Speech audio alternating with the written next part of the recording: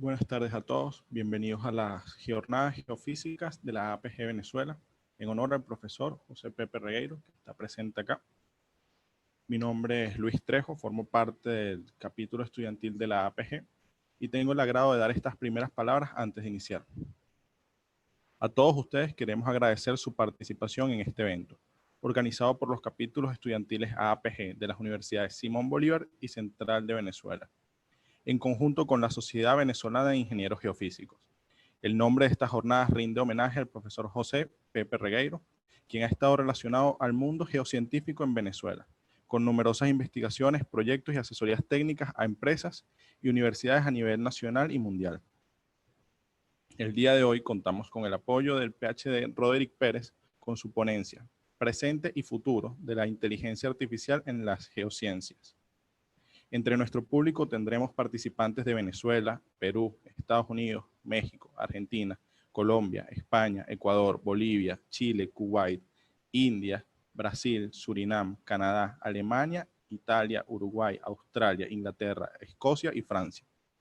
Ahora les presento un breve resumen sobre la trayectoria de nuestro invitado, el PhD Roderick Pérez. Él es ingeniero geofísico egresado de la Universidad Simón Bolívar, tiene un magíster en geología y un PhD de la Universidad de Oklahoma. También tiene un máster en administración de empresas en la Universidad de los Andes. Se desempeñó como experto en tecnología O&G, Oil and Gas, y consultor de servicios técnicos en Drilling Info. Es editor asociado en IAY, Geociencias Aplicadas Latinoamérica Journal. Es especialista en interpretación sísmica en frontera en Energy Corp. Actualmente es el presidente de Scientist Group. Antes de comenzar, quisiera pedirles que se activen cámaras y micrófonos para evitar interrupciones. Las preguntas serán respondidas al finalizar la ponencia, de manera que no hayan interrupciones. Les recomendamos que anoten las preguntas para realizarlas en el espacio correspondiente.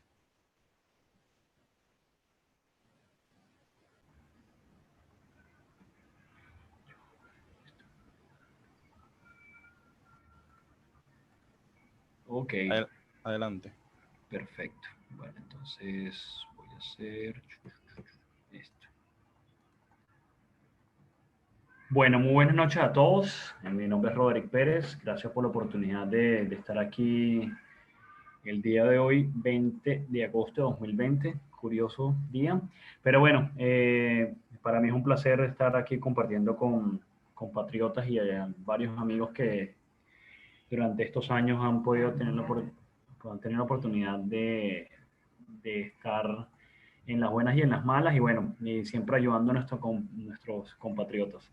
La charla de hoy tiene como título Presente y Futuro de la Inteligencia Artificial en Geociencias y es como un pequeño cierre de toda la serie de charlas que he dado en los últimos meses, especialmente en introducción a Python, Machine Learning y redes neuronales. Entonces, de nuevo, si tienen alguna pregunta, con mucho gusto me la pueden hacer a través del chat y bueno, empecemos.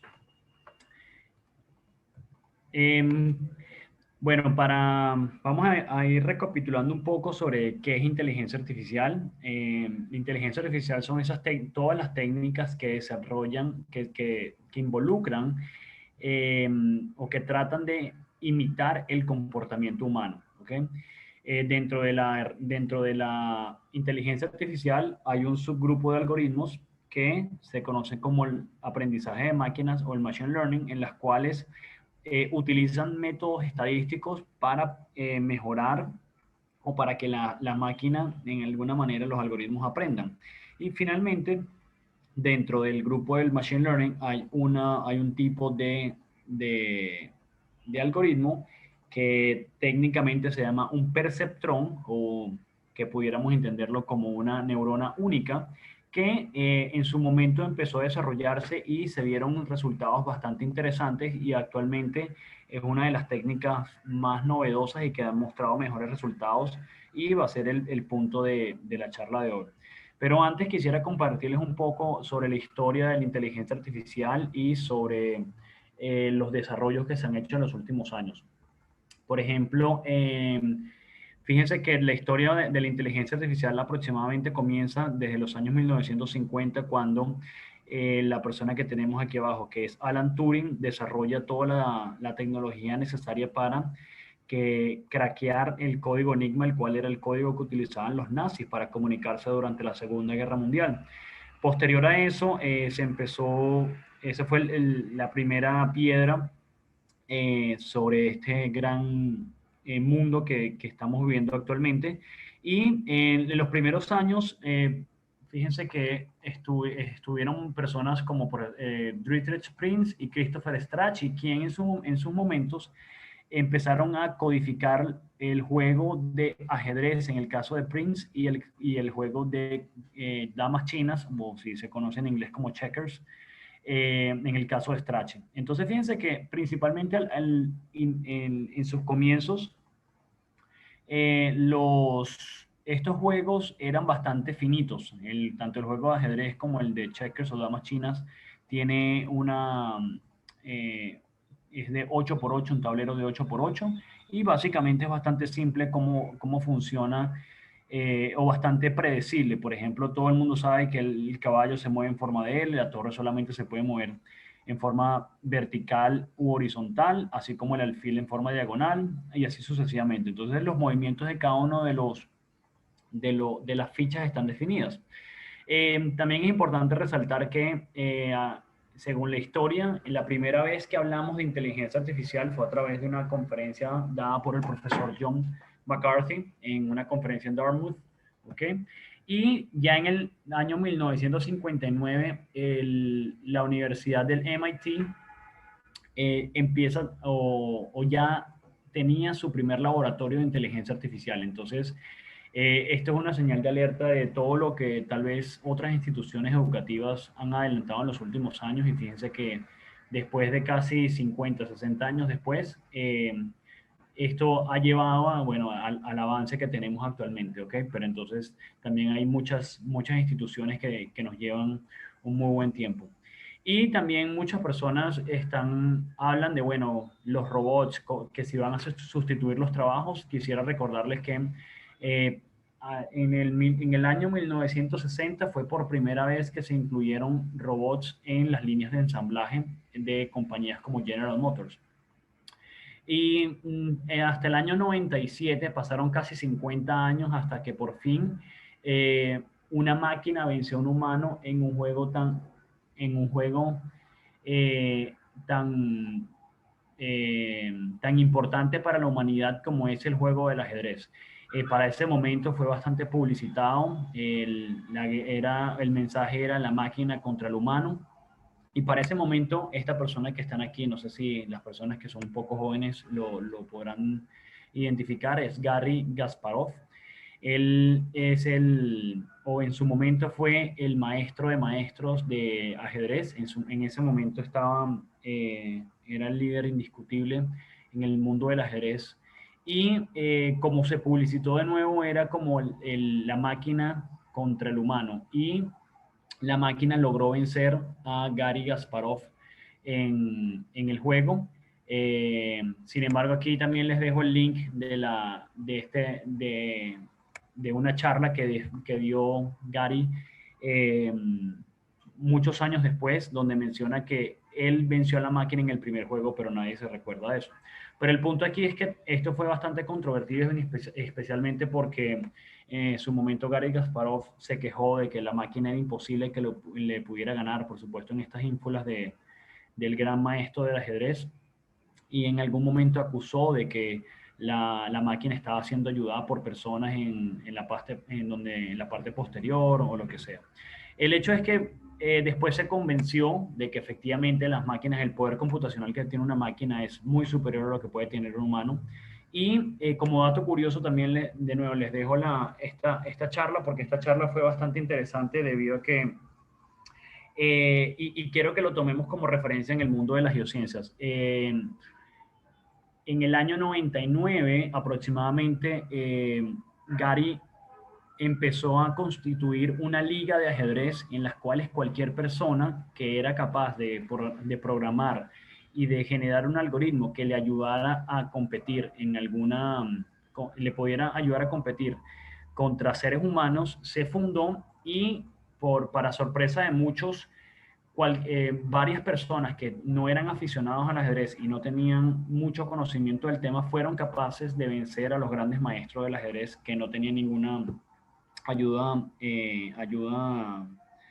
de computación. Y la conclusión es que, de nuevo, las máquinas no se cansan, las máquinas están para pensar, las máquinas están a disposición de nosotros y nosotros no tenemos que tener miedo en utilizarlas para nuestro beneficio. Entonces, también estos paradigmas de que las máquinas nos van a quitar los trabajos y eso tal vez puede estar un poco errado si lo sabemos utilizar.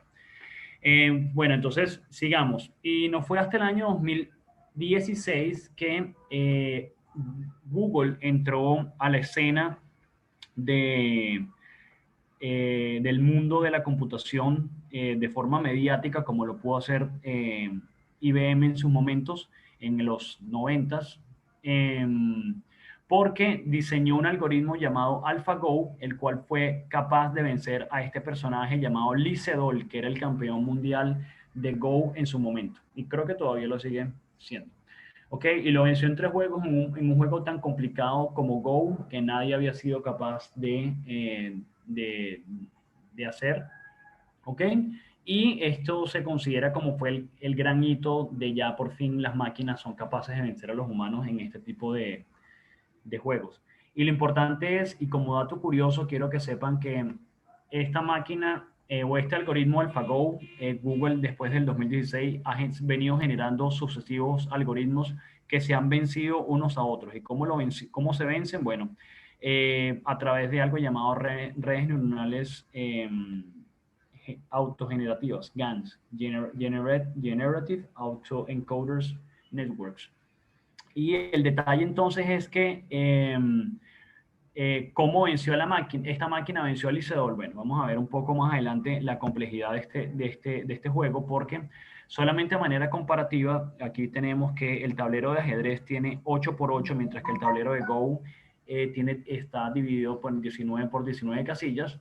Y aquí hay muchas estadísticas, pero la más importante son que en el primer juego de ajedrez hay 35 posibilidades, mientras que en el juego de Go hay 200. Ya para el movimiento 4 hay en el juego de ajedrez 1.500.625 posibilidades, mientras que en el juego de Go hay 1.600 millones de posibilidades. Entonces, por supuesto, esto se podía hacer de 2 formas. A fuerza bruta, ¿ok? De cada vez a generar un algoritmo que de manera exponencial fuera capaz de calcular millones y billones y trillones de posibilidades, ¿ok? O, y aquí es donde está la parte clave de todo esto, el algoritmo de AlphaGo fue entrenado con todos y cada uno de los movimientos que Lee Sedol hizo durante toda su vida profesional. ¿Y qué llevó a esto? Que la máquina, como vemos aquí en la parte superior, la máquina empezó a generar lo que para nosotros puede ser un primer indicio de intuición. ¿Por qué intuición? Porque la máquina entonces en vez de solucionar todos los 1.600 millones de posibilidades en las primeras 4 jugadas, la máquina entonces era capaz de predecir cuál era el siguiente movimiento de su rival basado en su comportamiento previo. Entonces, de nuevo, una máquina con una base de datos infinita, así como un poder computacional infinito, por supuesto que en este tipo de cómputo puede ser muy superior a la de un ser humano. Y bueno, ¿por qué escuchamos inteligencia artificial en todos lados? Bueno, porque está en nuestros celulares, está en granjas, está en la medicina, especialmente con todo este tema de la pandemia, ¿ok? Hay cada vez más, hay aplicaciones que nosotros estamos encontrando en tiempo real. Y adicionalmente, las redes neuronales se han desarrollado porque tenemos un mayor poder computacional. Esto que tenemos, esta gráfica que tenemos aquí corresponde a la ley de Moore, la cual dice que en teoría los transistores se deberían estar duplicando cada 2 años y esta es la tendencia que se ha seguido desde los años 1970 hasta aproximadamente 2016-17. ¿Ok? Y especialmente las redes neuronales se basan o se apoyan con este tipo de máquina o transistores que son las GPU o Graphical Processing Units, que son lo que utilizaban los gamers en su momento. Sin embargo, los programadores de redes neuronales se dieron cuenta que es posible, o de la manera más óptima de resolver estos problemas es a través de multiplicación de matrices. Y debido a que las Graphical Processing Units son especiales para hacer multiplicaciones de matrices, entonces por eso es que las GPUs han sido como que el caballo de batalla en todo este tema. También porque cada vez generamos más datos, sin hablar todavía en el tema de geociencias, pero nosotros como humanos cada vez tenemos más celulares, tenemos más relojes, tenemos más redes sociales, que lo que estamos es proveyendo información de manera exorbitante y necesitamos entonces algún tipo de red o algoritmo que permita clasificar toda esta información. Y por supuesto, también entonces tenemos mejores algoritmos que nos permiten clasificar estos mismos datos. También tenemos una mayor inversión. Cada año se está invirtiendo más y más recursos en este tipo de tecnologías. Y por supuesto, entonces tenemos compañías como Microsoft, IBM, Samsung, Qualcomm, Google, que están invirtiendo cantidades de dinero exorbitantes en todos estos datos. Solamente como dato curioso, no sé si la audiencia sabe que tanto Microsoft como Google y Amazon son unos fuertes competidores actualmente en el sector de energía.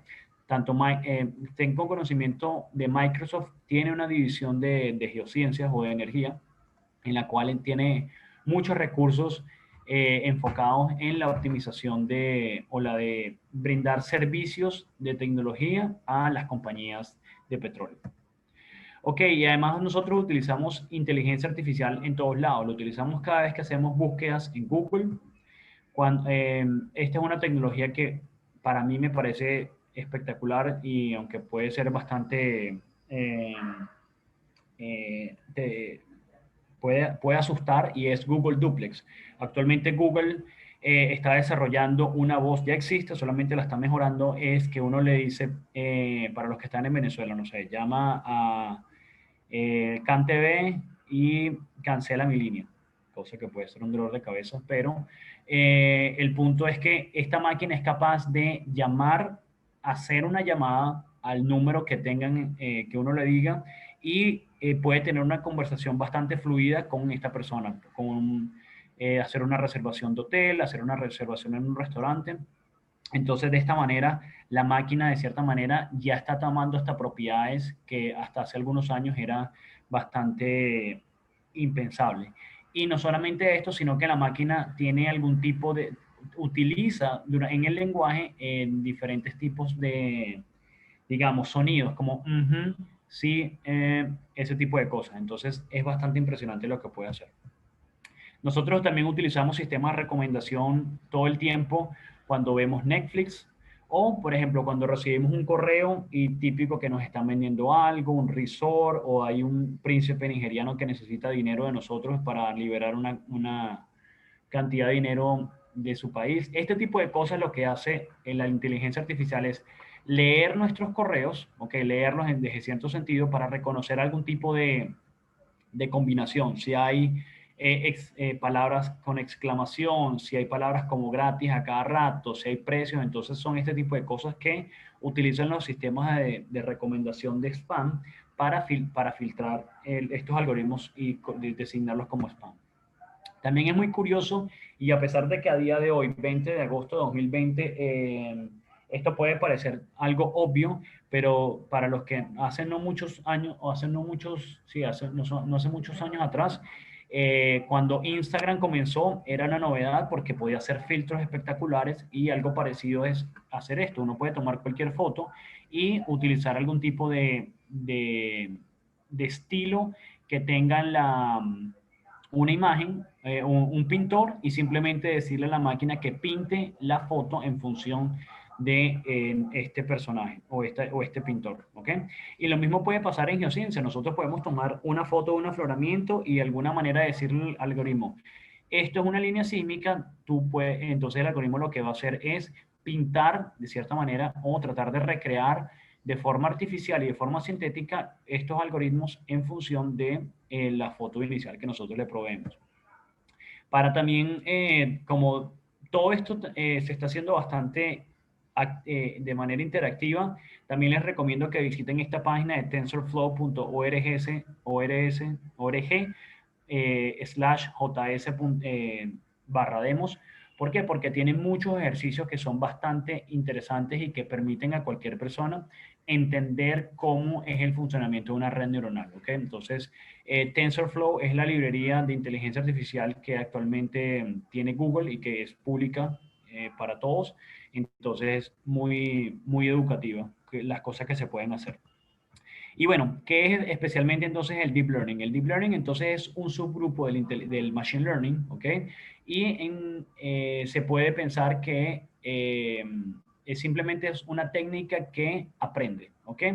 Entonces, se pueden pensar que el Deep Learning es la evolución natural que pueden tener los algoritmos de Machine Learning. ¿Y cómo hacen esto? Bueno, básicamente en los últimos años, debido a lo que les mencionaba anteriormente, cuando la cantidad de datos sobrepasa la capacidad de hacer algún tipo de reconocimiento de forma manual, los algoritmos de Deep Learning muestran unos resultados bastante sorprendentes. Y parte de eso vamos a ver hoy al final de la charla con respecto a datos geocientíficos.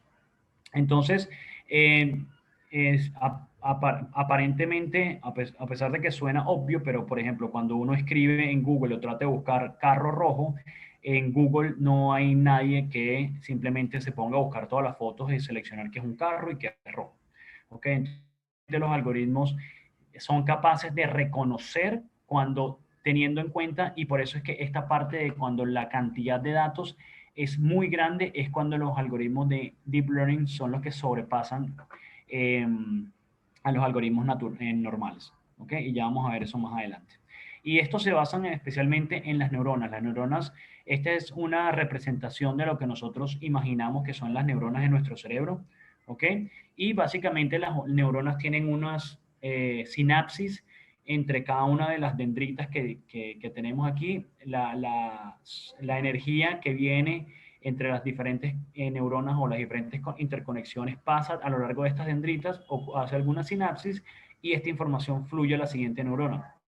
En este caso, nosotros al momento de hacer Deep Learning, lo que estamos haciendo es algo parecido, donde estamos incorporando algún tipo de valores de entrada y tenemos un valor de salida. Por ejemplo, nosotros, para que una red neuronal funcione, pudiéramos darle 100 valores de grados centígrados y 100 valores de grados Fahrenheit. O como por ejemplo en el caso...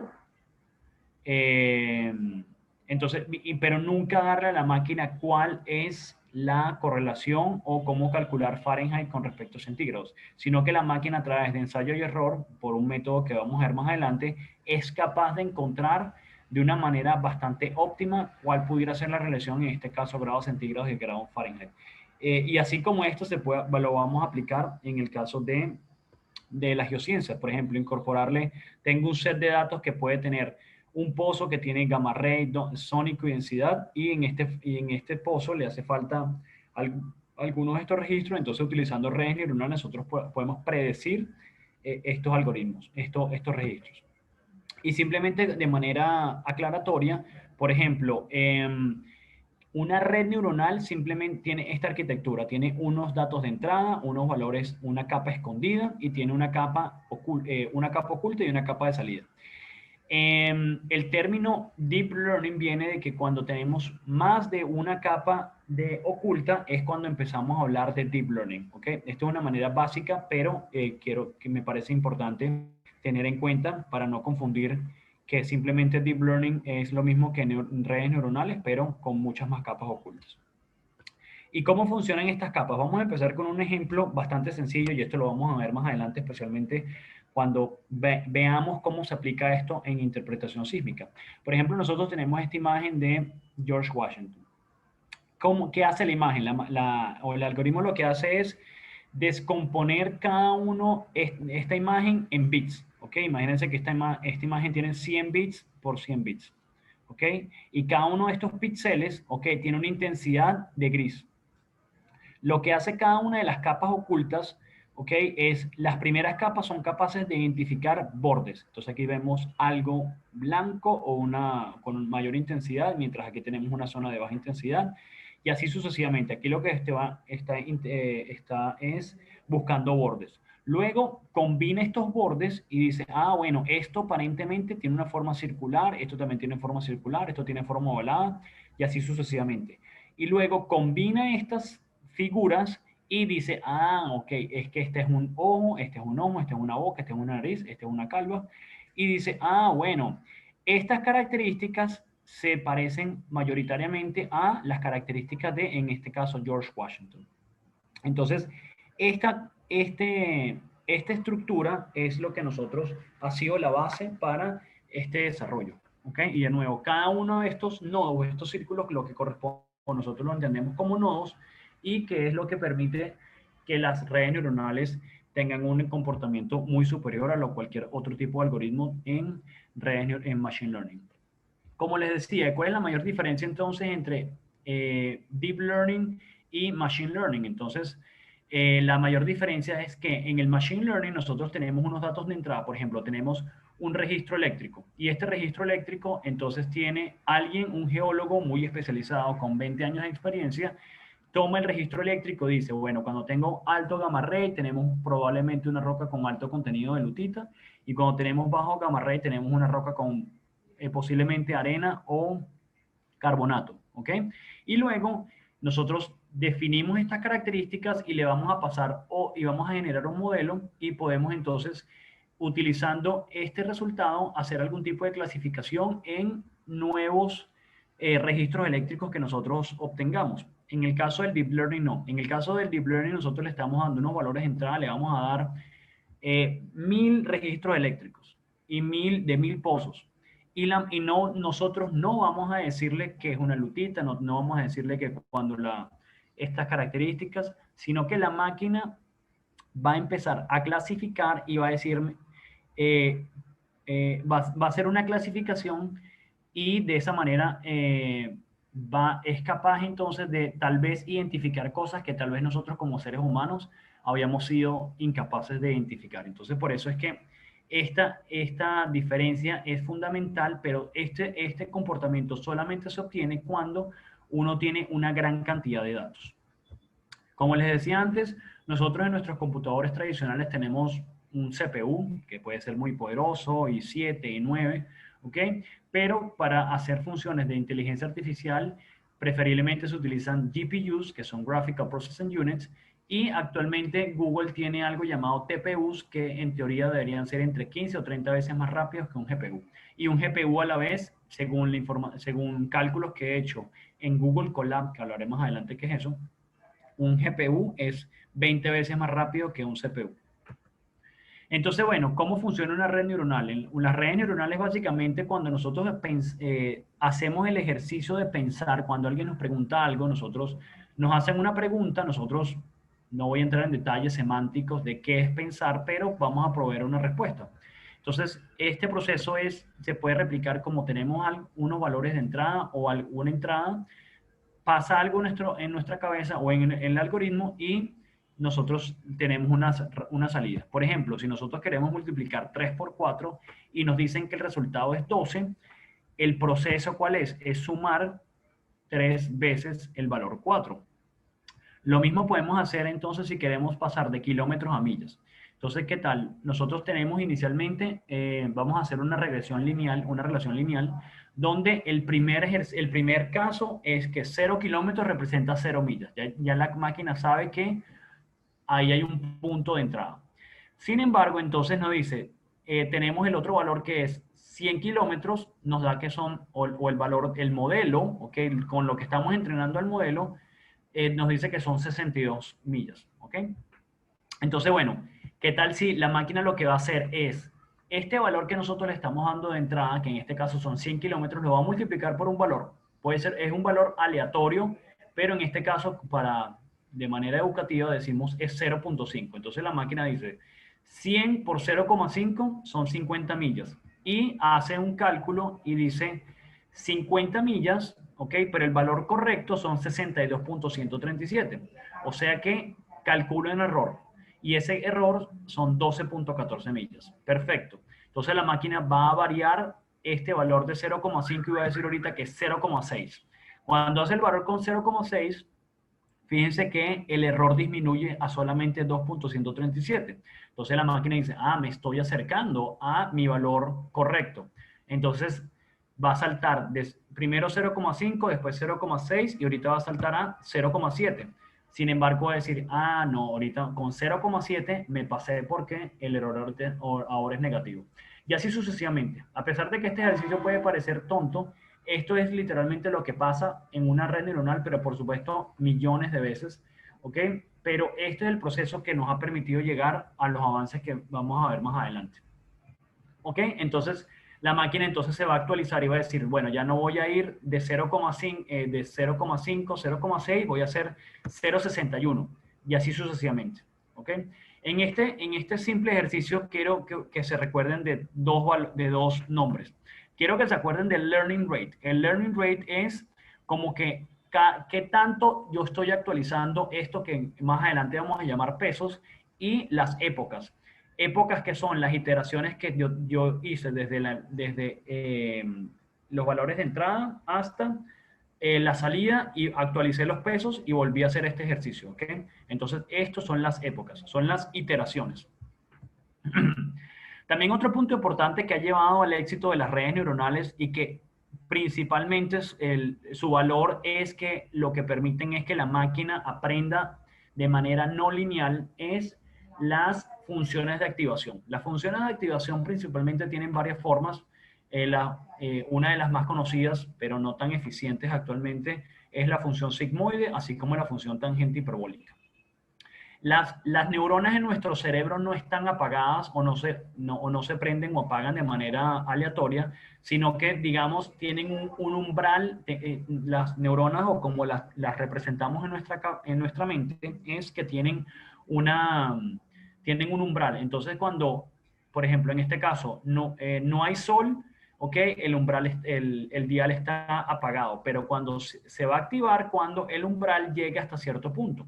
Entonces, esto es más o menos lo que podemos imaginar que hacemos especialmente para hacer algo llamado la actualización de los pesos que vamos a ver más adelante.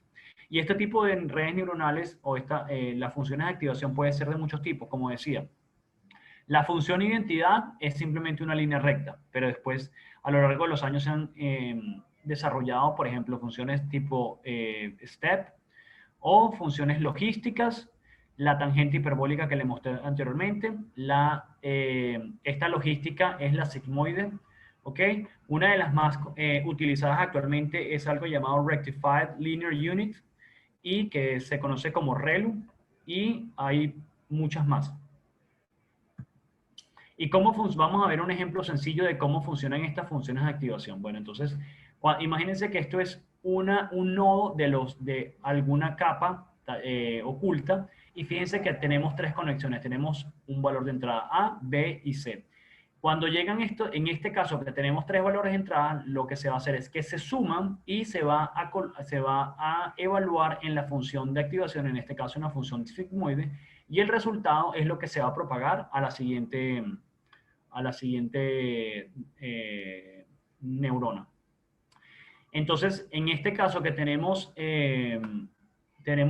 una capa de entrada, una capa oculta y una capa de salida, entonces cada una de estas líneas lo que está representando son las conexiones, y las conexiones entre las diferentes neuronas lo que tienen están relacionadas con pesos, que los pesos inicialmente son aleatorios. Entonces, el hecho de tener una capa en la capa de entrada, tener algún valor de entrada, calcular, hacer las funciones dentro de hacer los cálculos dentro de las funciones ocultas, las capas ocultas, y obtener el resultado es lo que se conoce como forward propagation, propagación hacia adelante. Y el hecho de evaluar y calcular cuál es el resultado obtenido y calcular el error, y de esta manera distribuir el error de manera de que al momento de hacer la siguiente iteración este valor se disminuya, se llama backward propagation. Y esta es la parte clave y lo que principalmente se ha desarrollado y se ha trabajado en los últimos años en redes neuronales. Y para actualizar estos pesos, literalmente, en teoría, habría que resolver esta ecuación. ¿Ok? Como ven, es bastante aterradora. Sin embargo, entonces, la manera óptima de resolver este ejercicio es a través de algo llamado gradiente descendente. El gradiente descendente es como si estuviéramos en el Ávila, perdidos en el medio de la noche y solamente tenemos una linterna. Y nosotros lo que queremos es llegar hacia la cota 1000. De esta manera, entonces, nosotros no sabemos qué está pasando alrededor. La función error representa la montaña y lo que nosotros queremos es disminuir el error. Puede que agarremos el camino correcto o el camino incorrecto, pero entonces eso es la clave al momento de resolver este problema. Entonces, en este caso tenemos una función de error bastante sencilla, simplemente de recomendación o de ejemplificación, donde partimos de un punto y el objetivo es llegar a minimizar este resultado. Esto se puede observar como, por ejemplo, en este caso estoy eligiendo solamente dos parámetros que serían el número de iteraciones y la tasa de aprendizaje, que es el learning rate. Entonces, imagínense que nosotros, el objetivo es llegar al error mínimo global en los saltos, en el menor número de saltos. ¿Ok? Entonces, para eso, imagínense que tenemos este learning rate y simplemente saltamos esta posición 2 y llegamos al punto 3. Sin embargo, por supuesto, esta es la clave, porque si nosotros elegimos, nosotros no sabemos cuál es la forma de nuestra función, ¿ok? Y entonces elegimos una tasa de aprendizaje, digamos, 0.1, este es simplemente un caso teórico, ¿ok? Y nosotros seleccionamos 10 iteraciones. ¿Qué pasa? Nosotros entonces vamos a saltar de la posición 1 a la posición 2, 3, 4, 5, 6 y de repente con este learning rate y en este número de iteraciones vamos a llegar a un mínimo, pero este mínimo es un mínimo local. Nosotros no llegamos al mínimo global que es nuestro objetivo. Entonces ustedes dirán, bueno, simplemente aumento el learning rate y a ver qué pasa. Entonces, también hay una opción de que si se elige un learning rate también muy grande, lo que puede pasar es que la máquina o la función lo que va a hacer es llega a 2, salta a 3, 4, 5 y de repente empieza a pelotear hasta que al final ni siquiera llega al mínimo local. Entonces, por eso es que es muy importante conocer cómo funciona el algoritmo para llegar a este resultado. Entonces vamos a la parte interesante. En geociencias, en teoría tenemos una gran cantidad actualmente existe una gran cantidad de redes neuronales. Aquí simplemente tienen una red, lo que les mencionaba, el perceptrón, que es simplemente una red neuronal sencilla. También podemos tener una radial basis. Aquí tenemos lo que pudiéramos conocer como una red neuronal clásica, como se las compartí anteriormente, que sería una capa de entrada, dos capas ocultas y una capa de salida. Podemos tener una red neuronal recurrente, podemos tener algo llamado Long Short Term Memory Recurrent Network. Estas son buenos para hacer cálculos de funciones de tiempo, por ejemplo, producción de un pozo, ¿ok? Estimación de producción de un pozo, esto pueden ser buenas.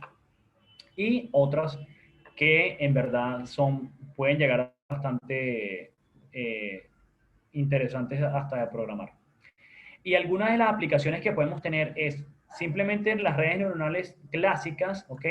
Podemos entenderlas como, por ejemplo, aquí podemos hacer interpretación o cálculo de facies, ¿ok?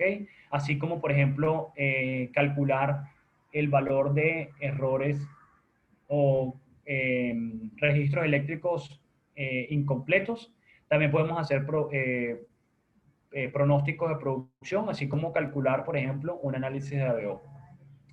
Adicionalmente, entonces, aquí uno de los mayores avances que le voy a compartir ahorita ha sido las redes neuronales convolucionales. Y las redes neuronales convolucionales lo que hacen entonces es que nos permiten hacer cosas como, por ejemplo, como interpretación sísmica o como interpretación automática de fallas. Entonces, una red neuronal convolucional lo que hace entonces es tomar una imagen ¿ok? Y de cierta manera, vamos a hablar ahorita qué significan stripe, max pooling, pero lo que hacen es tomar una imagen que en este caso tiene 224 bits en un sentido y 224 bits en otro sentido, y lo que va a hacer es un vector que en este caso puede tener entonces hasta 4096 bits, pero de forma vertical. A lo largo de los años, especialmente las redes neuronales convolucionales, se han entrenado y uno no necesariamente tiene que comenzar a desarrollar su red neuronal desde cero, sino que uno puede traer algo llamado transfer learning, transfer learning, aprendizaje transferido, que esta red, cuando uno le toma una foto a algo en nuestros celulares, la red neuronal no se calcula de forma inmediata, sino que ya hay un modelo y simplemente uno lo que captura son las últimas capas de este modelo y es capaz entonces de predecir estas características. Fíjense que todo comenzó hace algunos años con el modelo llamado AlexNet y actualmente uno de los más interesantes es el conocido como Inception V4 y es importante porque el Inception V4 requiere muchas menos operaciones que por ejemplo el BGG-19 que fue calculado en el año 2019 y que tiene una precisión muchísimo mayor. Pero sin embargo, los ejemplos que les voy a compartir ahorita en geociencias se enfocan principalmente en un tipo de red neuronal o de modelo que se llama U-Net. ¿Por qué se llama U-Net? Porque tiene forma de U. ¿Ok? Tan simple como eso. Y fíjense que aquí tenemos una imagen que tiene 572 píxeles por 572 píxeles en la dirección X y en la dirección Y. Y utilizando diferentes análisis o diferentes rojo significa hacer max pooling, que vamos a ver qué es esto. Aquí lo que estamos es reduciendo la imagen, ¿ok? Y después la vamos a hacer, esto es downscaling, y después vamos a hacer upscaling. Y esto es el centro o el punto de hacer U-Net. Y que es, por ejemplo, lo que quiero que vean en este caso, que a pesar de que nosotros podemos ser recelosos con la sísmica al final es una matriz. Es una matriz de ceros y unos, ¿ok? Donde en este caso los ceros y los unos representan amplitudes. Y así como podemos tener en este ejemplo que se ve como si fuera una bota, ¿ok? También podemos tener una ondícula, podemos tener un canal o lo que nosotros querramos imaginar, pero básicamente todo lo que estamos trabajando nosotros estamos trabajando con píxeles de amplitud. Entonces, por ejemplo, la manera de identificar patrones en estas redes es utilizando filtros. Entonces, fíjense que si nosotros, en este filtro que se está utilizando aquí, es decir, un filtro de 3x3, ¿ok? Porque tiene 3 espacios cada uno.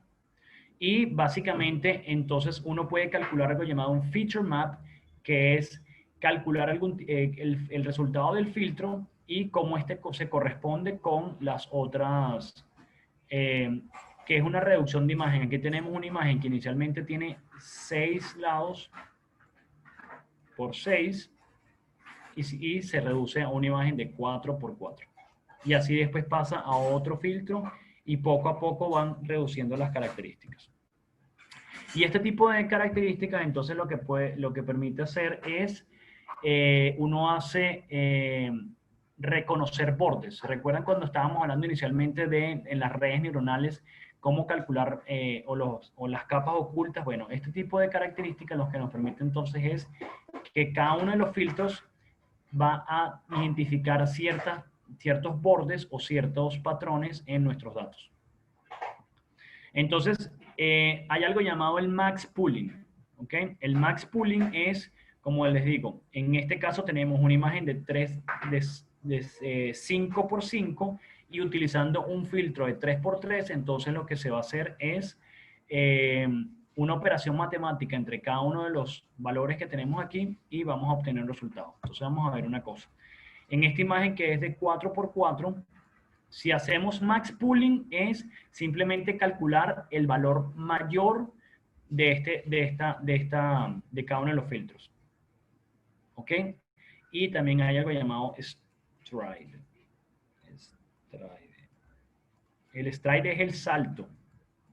Fíjense que en este caso salta de 2 en 2. Se salta una de las filas. Entonces por eso es que tenemos un stride de igual a 2. Entonces, si hacemos max pooling, simplemente rescata o preserva el valor máximo. Average pooling simplemente es un promedio de los valores que se encuentran dentro del filtro. Y sum pooling es simplemente suman los valores del filtro. Y recuerden que entonces las imágenes no solamente están relacionadas con colores gris. Podemos tener una escala de grises, pero si tenemos una escala de RGB, lo que podemos tener entonces son 3 valores distintos. Y entonces, dependiendo, si tenemos entonces 3 canales, entonces hacer el max pooling, entonces lo que tenemos es un promedio de las tres imágenes. Entonces a cada uno de los filtros lo que se hacen es, se suman para obtener este resultado en cada uno de los filtros.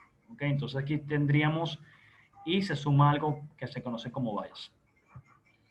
Y al final entonces lo que tenemos es una imagen que inicialmente era en este caso 3×3, tenemos una imagen que ahorita y es 3×3 y ahorita tenemos un vector que es de 9 filas por una columna. Esto era 3×3. ¿Y qué hacemos con esto? Bueno, entonces esto nosotros ahorita sí lo podemos meter en una imagen, en una red neuronal como se las presenté anteriormente, y podemos entonces tener una imagen. Este sería el input. Todo esto serían las imágenes ocultas, y aquí tendríamos entonces la salida. ¿Y a qué me refiero con todo esto? Ahorita sí vamos a la parte interesante. Bueno, ¿qué tal si les digo que actualmente este muchacho, no sé, aquí esta es su foto de LinkedIn, este personaje se llama Hadian Pratama y ya actualmente hizo una red neuronal la cual... Uy, ¿por qué esto no funciona? Tengo que buscar, ahorita, déjame buscar el video ahorita que termine, pero no, esto es importante. Perdón. Ah, no, aquí está. Entonces, fíjense una cosa, aquí esto puede servir para hacer análisis de registros eléctricos. Este aplicativo que esta persona desarrolló, uno puede tomar registros eléctricos y aplicar algoritmos de KNN, que es K-Nearest Neighborhood, Support Vector Machine, Random Forest o regresión logística para importar cualquier registro, perdón, y de manera automática va entonces a mostrarme los resultados y fíjense que entonces tengo la clasificación de litologías literalmente en tiempo real. ¿Ok? Y uno puede salvar la imagen y guardarla para después. Y así como utilizamos KNN para hacer registros eléctricos, también podemos entonces llamar a otro registro y aplicar cualquier característica para hacer algo similar, pero con registros eléctricos. Pero lo que nos compete ahorita, fíjense que les puedo decir que Ant-Tracking es un algoritmo bastante conocido, principalmente porque está patentado, creo, por la gente de Schlumberger en Petrel. Y lo que se especializaba y lo que a la gente le gustaba era que uno podía ver las fallas de una manera mucho más clara, porque los atributos de coherencia, por supuesto que me dan la información de la sísmica o que de los planos de falla.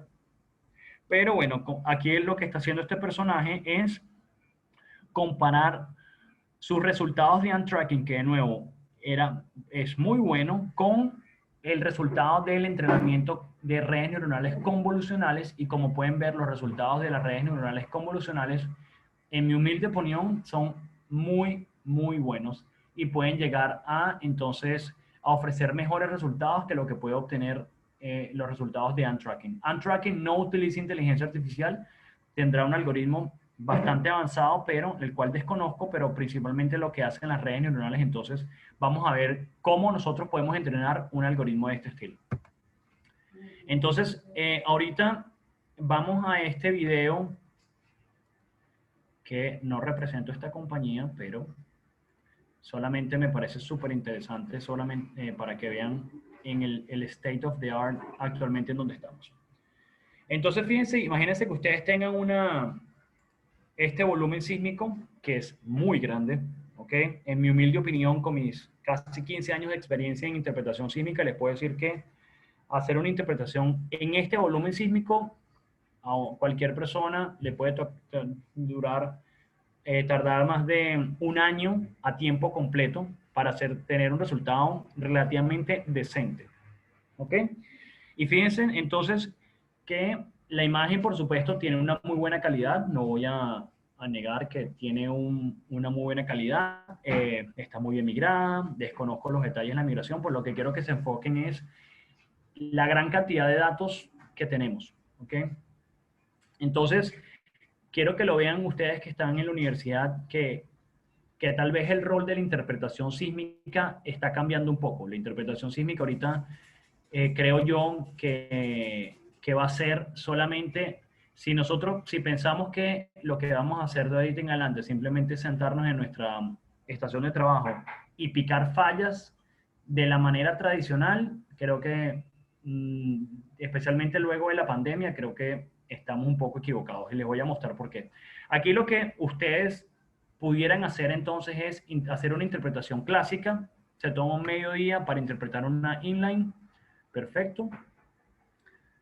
Sin mucho detalle, simplemente van tomando algún tipo de las estructuras básicas. Fíjense que en este ejemplo, okay, no es necesario que ustedes interpreten todo y cada uno de los detalles de la sísmica. Fíjense que aquí tal vez hay valores de fallas que no están interpretados, ¿ok?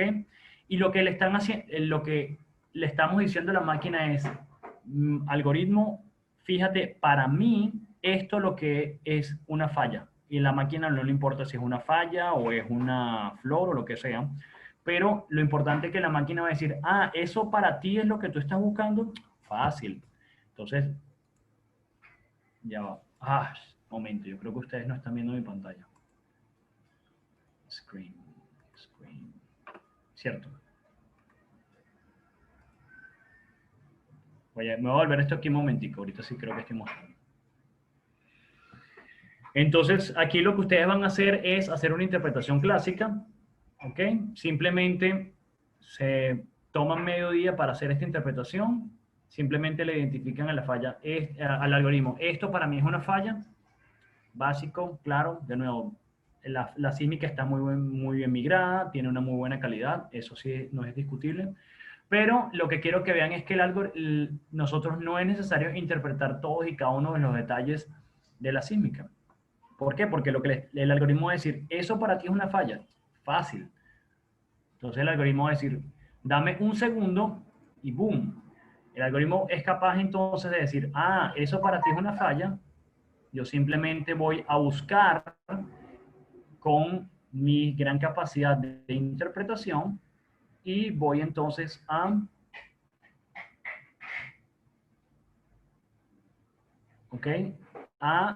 buscar estas características en todo el volumen. ¿Ok? Entonces, lo que para mí, de nuevo, esto, gracias, les digo, yo que vengo de la escuela de Kurt Marfur, que es uno de los pioneros en el tema de atributos sísmicos, esto es uno de los deseos de cualquier estructurólogo, porque adicionalmente, fíjense que las fallas se ven de una muy buena calidad, pero de nuevo, lo que quiero que vean es que no es necesario interpretar todo y cada uno de las fallas, porque entonces el algoritmo lo que va a hacer de ahorita en adelante es, nosotros como intérprete lo que vamos a hacer es, vamos a hacer el control de calidad de la interpretación sísmica de lo que está haciendo el algoritmo. Entonces, si pasamos medio día interpretando una inline, volvemos al día siguiente y simplemente lo que vamos es a hacer un update y un control de calidad de lo que está haciendo la sísmica. ¿Por qué? Porque entonces fíjense, y ahorita aquí viene la parte espectacular, ¿ok? Porque fíjense que ahorita el algoritmo es capaz de realizar una interpretación que, de nuevo, las personas que si me están escuchando, que tienen años de experiencia en esto, este resultado es literalmente imposible conseguirlo por un humano, ¿ok? Entonces, de nuevo, no voy a discutir si la sísmica es de muy buena calidad, porque en verdad sí lo es, pero de nuevo, lo que quiero que vean es el nivel de detalle y el nivel de interpretación que una máquina es capaz de hacer en cuestión de segundos. ¿Ok? Y de nuevo, ahorita sí podemos construir un modelo geológico mucho más complejo de lo que pudiéramos hacer en cuestión de, lo podemos hacer en cuestión de días, construir nuestros planos de falla y tener un resultado que en verdad es muy, muy interesante. ¿Ok? Entonces, fíjense que esto es el futuro, ¿ok? Esto, bueno, ni siquiera es el futuro, es el presente, especialmente en temas de interpretación. Y de nuevo, no pertenezco a esta compañía, me gustaría trabajar para ellos, se llama Blueware, y todo lo que ustedes están viendo aquí está en la nube. Uno ya monta su sísmica en la nube y todo lo hace a través de la nube como tal, ¿ok? Entonces, bueno, vamos a continuar con la presentación.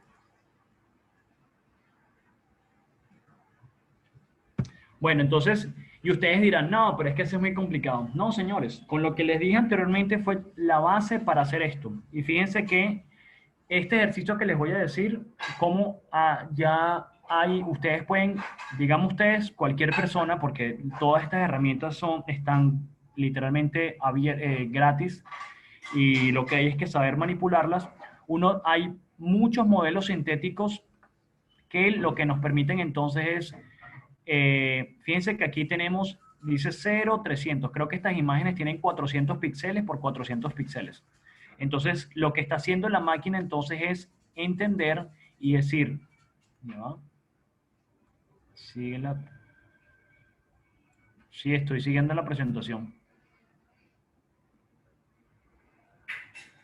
Entonces, aquí lo que estoy mostrando es que utilizando datos sintéticos, de nuevo, aquí no se utiliza coherencia, aquí no se utilizan todos los atributos sísmicos tradicionales. Entonces, uno lo que le está diciendo al algoritmo, para mí esto es una falla, y a través de los filtros, ¿y cuáles filtros son los que están utilizando? Y por eso es que pongo esta imagen aquí. Cada uno de estos filtros, ¿se recuerdan cuando les mostré la imagen de George Washington que decía que cada una de las capas ocultas, primero se reconocían bordes, esos bordes reconocían figuras y esas figuras se asociaban a otras cosas? Bueno, aquí lo que está haciendo el algoritmo es detectando algún tipo de cambio en las amplitudes, y de nuevo, literalmente la máquina, qué pena decirlo de esta manera, pero a la máquina no le importa si es una falla o no es una falla, lo que está detectando es algún tipo de cambio en la figura como tal, y entonces es posible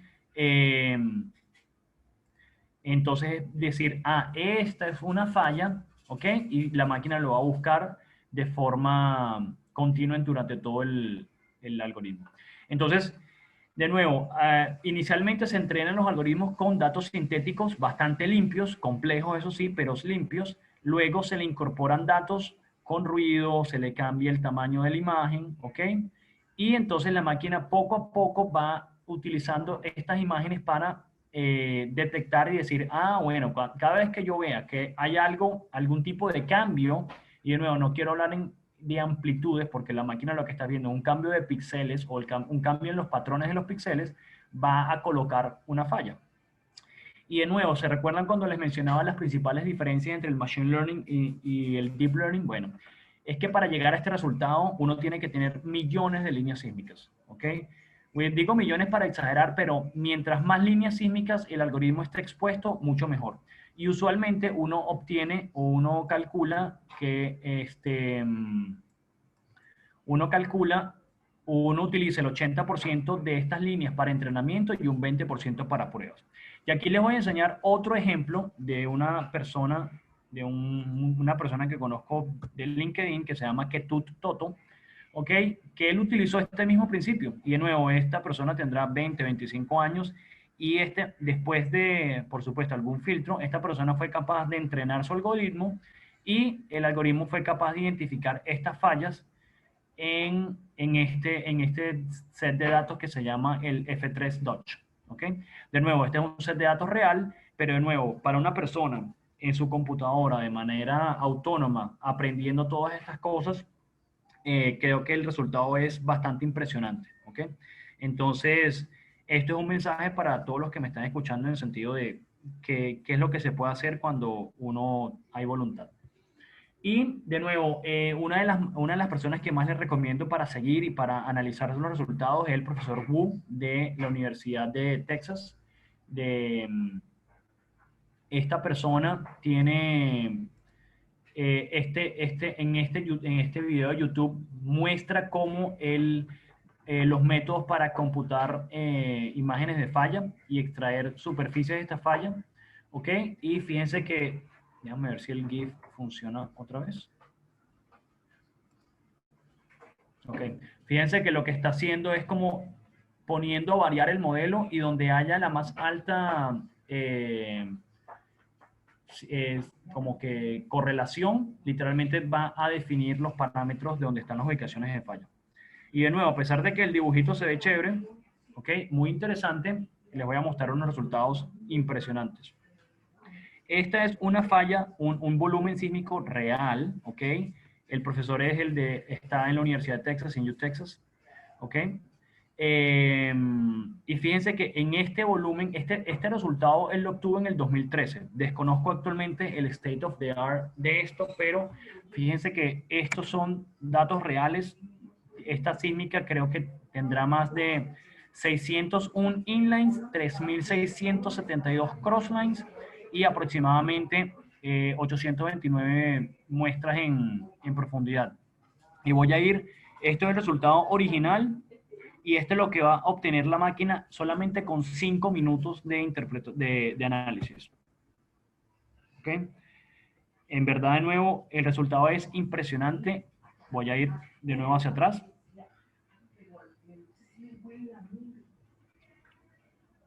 ¿Ok? Entonces, de nuevo, fíjense el nivel de detalle de la interpretación y un resultado que, de nuevo, pues es muy, muy bueno y en especial que solamente tomó 5 minutos en hacer y de calcularse. ¿Ok? Entonces, con esto les quiero decir que desconozco actualmente si el profesor Wu tiene unos mejores resultados, pero en verdad les recomiendo que lo visiten porque, de nuevo, él puso a su disposición, ¿se recuerdan lo que les mencionaba de Transfer Learning? Bueno, él puso a disposición su modelo. Ok, el modelo de fallas que él utiliza para esto está disponible para todo el mundo y cualquier persona puede descargarse el modelo, entrenar sus propias imágenes y utilizarlo en cualquier volumen adicional. Así que si alguien está buscando una tesis interesante en redes neuronales, aquí hay uno. Y lo que les voy a mostrar ahorita es en interpretación sísmica.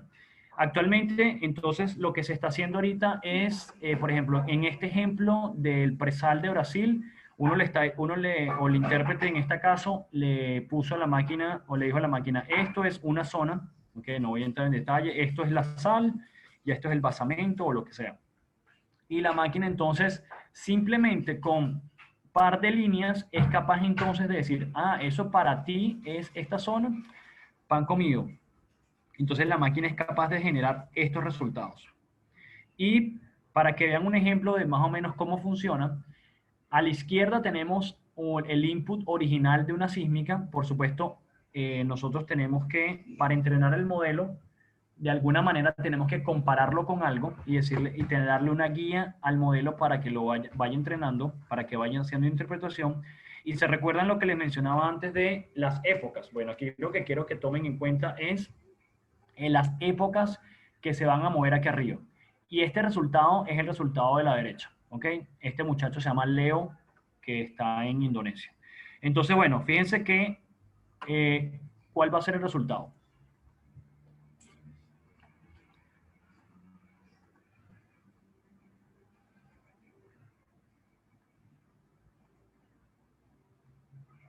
¿ok? Lo voy a volver a poner y fíjense que entonces solamente a la época 21 la máquina fue capaz de hacer una interpretación que no solamente yo considero que está muy bien, sino que además yo creo que está mejor interpretada que la sísmica original. Ok, fíjense que aquí hay como algo relacionado como un canal y aquí hay una disminución de amplitudes relacionadas con, en esta zona, ¿ok? Y lo que quiero que vean entonces es que solamente con 21 iteraciones la máquina fue capaz de imitar y de cierta manera hasta sobrepasar el resultado original. Y lo voy a volver a poner porque creo que lo merece.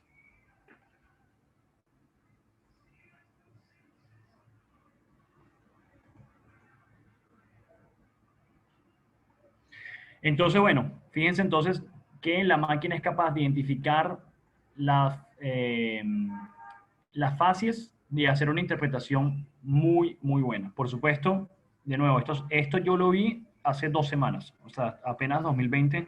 Hay mucho camino que mejorar, pero me parece que es impresionante.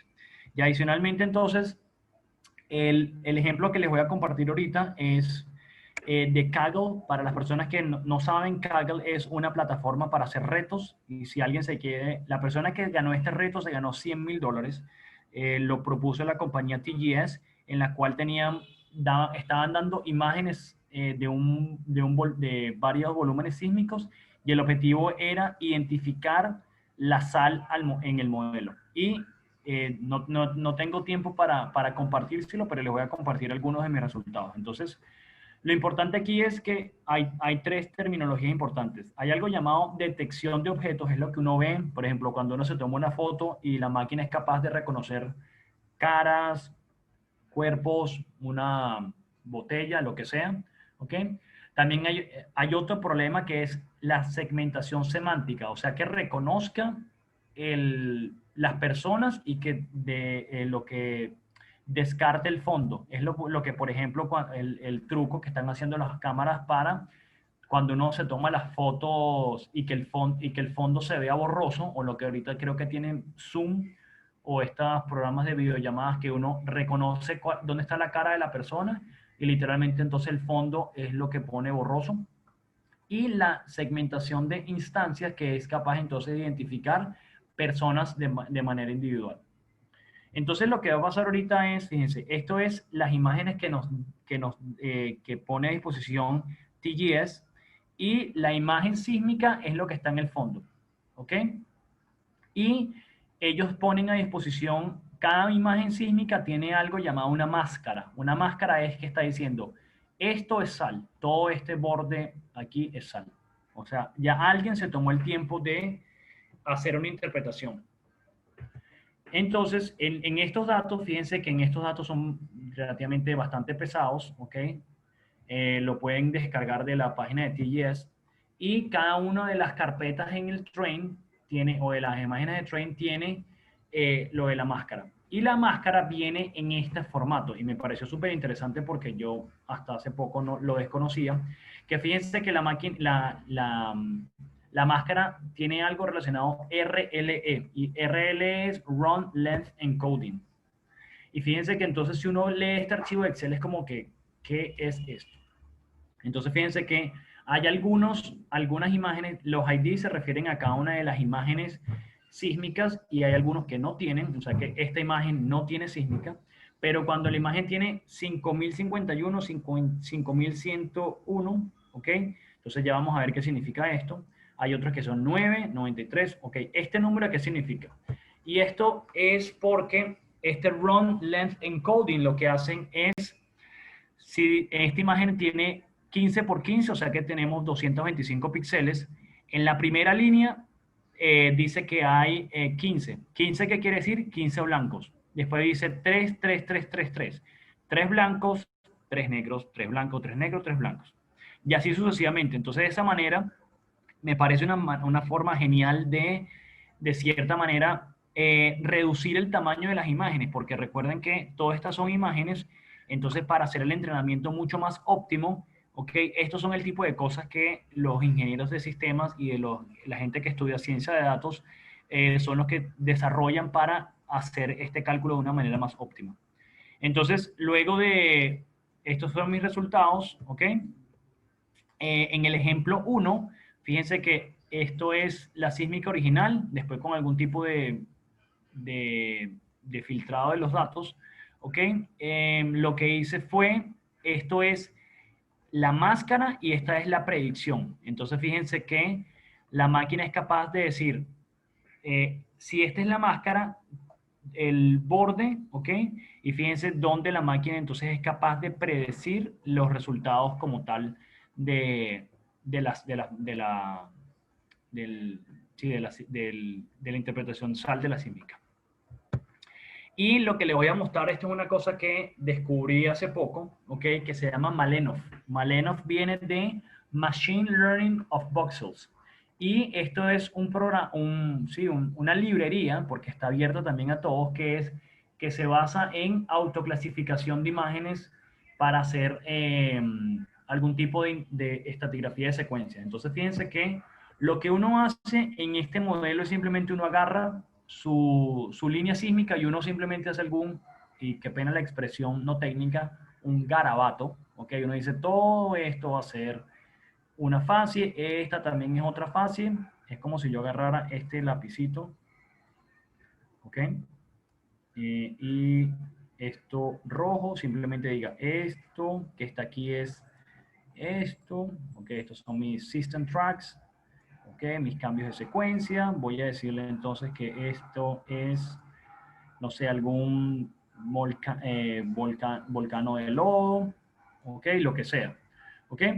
Y luego la máquina va a decir, ah, eso para ti es esto, entonces va a tomar mis datos originales, yo agarro la interpretación y la máquina automáticamente va a hacer, solamente, este resultado está hecho solamente con hacer un inline y un crossline. Entonces la máquina va a tomar y va a hacer una interpretación, de nuevo, bastante decente sobre una interpretación, digamos, la interpretación sísmica o la interpretación de qué es lo que estamos viendo siempre va a estar del lado del humano, pero de nuevo, ya uno va a poder tener una mayor interpretación, es decir, ah, bueno, es que aquí está mi system track y aquí hubo un cambio de litología y entonces uno ya va construyendo su historia.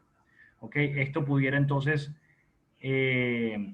digamos, aquí identificar cosas como, por ejemplo, ah, es que en esta zona está mi canal cuando bajó la marea y estuvo expuesto a la caída del nivel del mar y así sucesivamente. Entonces, de nuevo, es un resultado muy interesante. Este resultado creo que fue desde el año 2017, fue en parte de un proyecto de ConocoPhillips. Si buscan en internet Malenov, es un proyecto de ConocoPhillips que está gratis también para que cualquier persona lo pueda utilizar e interpretar. Y entonces uno puede, de nuevo, dedicarse a hacer interpretación, de nuevo, no simplemente identificando zonas, ¿ok? Y puede obtener resultados muy, muy interesantes de manera bastante rápida, ¿ok? Y lo mismo puede ocurrir, simplemente muestran un ejemplo de, en vez de hacer interpretación, digamos, con un lápiz, uno puede hacer una amarre sísmica pozo y decir, ah, bueno, esta zona es algún tipo de lutita o arena y simplemente el algoritmo lo que va es a propagar esta información a lo largo del registro. Y lo que me gusta de estos datos es que son datos, a diferencia del que les mostré el video, estos datos, este es el F3, también el F3 Dodge, que es como que uno de los pioneros en todo esto, digamos, de datas públicas. La data se ve bastante mal, es una data bastante real de que pudiera servir de ejemplo muy interesante porque, de nuevo, no es una data muy limpia, pero que ofrece una interpretación muy, muy interesante. Entonces, bueno, aquí cuando les comparto la presentación, con mucho gusto les dejo aquí los links para que lo puedan revisar. Y bueno, solamente queda decirles muchísimas gracias por su tiempo. Si quieren conocer más de las charlas y las cosas que estoy haciendo, están invitados a mi GitHub, donde estaré publicando próximamente algunos algoritmos. Ah, bueno, Y esto también salió hace poco, que es el Force. Hay una compañía que se llama SICK que está desarrollando dos retos. Uno es un reto de Machine Learning para predicción de litologías. ¿Ok? Entonces están dando un set de datos aproximadamente 100 registros eléctricos, de los cuales 83, si no estoy mal, son para training, para entrenamiento, y más o menos como 15 son de prueba, de test. ¿Ok? Y el objetivo entonces es hacer algún tipo de algoritmo que nos permita hacer identificación de fases de estos registros eléctricos. Y también hay otro reto que es para Seismic Fault Mapping, para hacer interpretación automática de fallas. Entonces, de nuevo, lo que quiero que vean con esto es que esto se está moviendo muy rápido, y para tomar el tópico o el título de mi charla, el presente y el futuro, creo que estamos más cerca del futuro que otra cosa.